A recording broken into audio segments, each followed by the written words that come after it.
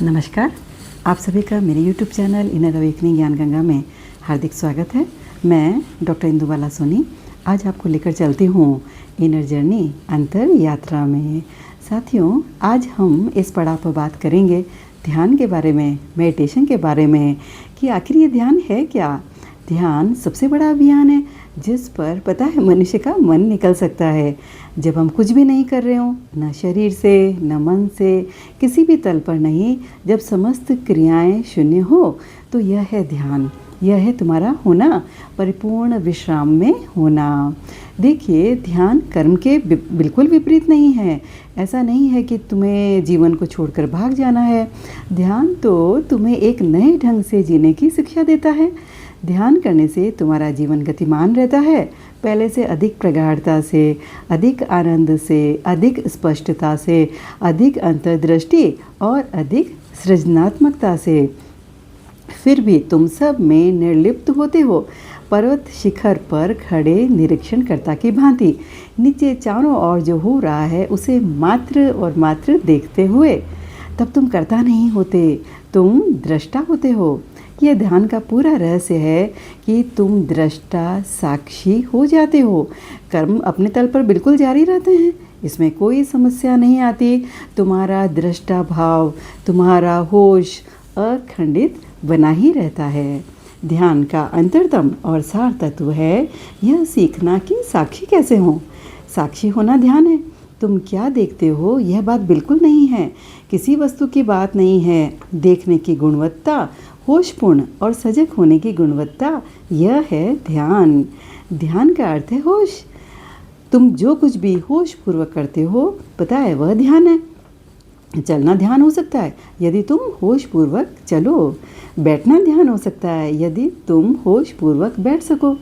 पक्षियों की चहचहाहट सुनना ध्यान हो सकता है यदि तुम उन्हें होश पूर्वक सुन सको।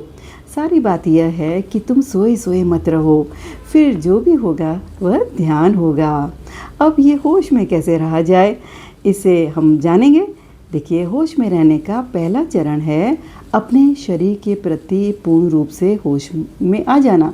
जब तुम अपने प्रत्येक भाव भंगिमाओं के प्रति, हर गति के प्रति होशपूर्ण हो जाते हो, तब पता है एक चमत्कार घटित होने लगता है कि अनेक बातें जो तुम पहले किया करते थे अब नहीं करते। तुम्हारा शरीर ज़्यादा विश्रामपूर्ण, ज़्यादा लयबद्ध हो जाता है।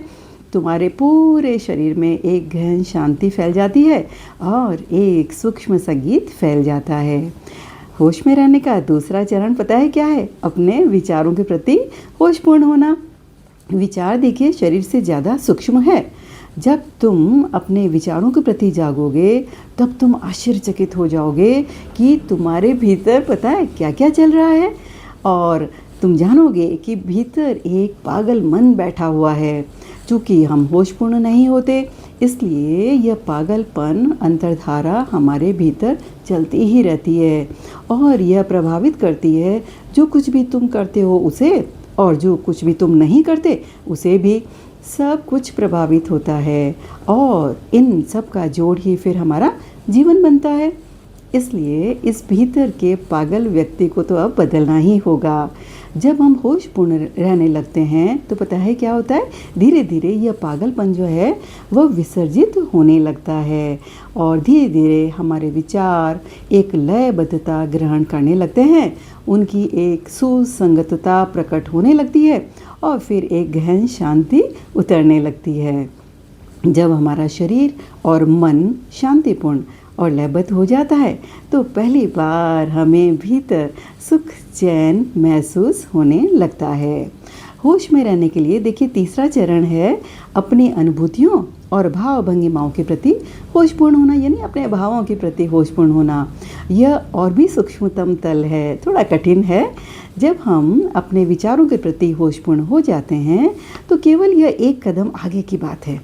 अब कुछ ज़्यादा गहन ध्यान, गहन होश हमें रखना होगा अपने भावों और अनुभूतियों के प्रति।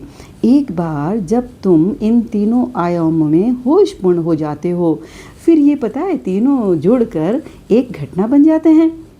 जब ये तीनों एक साथ हो जाते हैं और एक साथ क्रियाशील हो उठते हैं, तब तुम इनका संगीत अनुभव कर सकते हो। तब पता है क्या होता है, चौथा चरण तुरीय घटता है। यह हम नहीं करते, यह अपने आप घटित होता है। जो व्यक्ति प्रथम 3 चरणों को साध लेता है, उसके लिए यह एक उपहार है, समग्र अस्तित्व से आया हुआ। ये जो चौथा चरण तुरीय अवस्था है, यह होश का चरम शिखर है, जो व्यक्ति को जागृत बना देता है। वह होश के प्रति जागरूक हो जाता है, व्यक्ति जाग जाता है, व्यक्ति बुद्ध हो जाता है। और इस जागरण में ही अनुभूति होती है उसे कि परम आनंद आखिर क्या है। देखिए, शरीर जानता है देह सुख, मन जानता है प्रसन्नता, हृदय जानता है हर्षोल्लास, और चौथा तुरीय जानता है आनंद। आनंद लक्ष्य है सत्य के खोजी का, संन्यास का, और जागरूकता ही उसके लिए केवल एक मार्ग है। जीवन में आनंदित होना ही केवल परमात्मा तक जाने का मार्ग है। साथियों, जब हम होश को अपने जीवन में साध लेते हैं, तो हमारे भीतर फिर क्या होता है, इस संसार के अतिरिक्त सत्य को पाने की, शांति को पाने की, परमात्मा को पाने की एक प्यास जागृत होने लगती है। कोई शांति, कोई सत्य, कोई परमात्मा हमें हमारे बाहर उपलब्ध नहीं होता, उसके बीज हमारे भीतर हैं और वे समय आने पर विकसित होंगे। लेकिन वे कब विकसित होंगे? वे तभी विकसित होंगे जब प्यास की आग, प्यास की तपिश और प्यास की गर्मी हम पैदा कर सकें। तब हमारे मन के भीतर छिपे हुए वे बीज जो हैं वो कंपित होने लगते हैं और उनमें अंकुर आने की संभावना पैदा हो जाती है। देखिए, एक छोटे से बीज में इतनी क्षमता होती है, इतनी शक्ति होती है कि एक पूरा जंगल उससे पैदा हो सके। तो मनुष्य की आत्मा, चेतना का जो अणु है, अगर वह विकसित हो जाए, उसका विकास हो जाए, तो जिस शक्ति और ऊर्जा का जन्म होता है, उसी का नाम परमात्मा है। परमात्मा को हम कहीं बाहर नहीं पाते, बल्कि अपने ही विकास से जिस शक्ति, ऊर्जा का अनुभव हम करते हैं, वही परमात्मा है। साथियों, इस ग्रह पर आप अधिक से अधिक योग्य व जीवंत बनने, अधिक से अधिक प्रसन्न और आनंदपूर्ण होने के लिए आए हैं, और आपको यह सब मिलेगा केवल ध्यान को अपनाने से। इसलिए आप अपनी इनर जर्नी के लिए तैयारी शुरू कर दीजिए। आज बस इतना ही। हम फिर मिलेंगे नए ज्ञान और नए विजडम के साथ साथियों।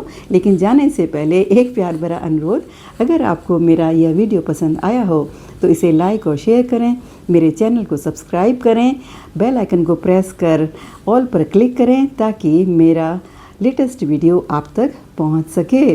और देखिए, मैं इस चैनल पर आंतरिक जर्नी यानी इनर अवेकनिंग के लिए वीडियो बनाती हूं।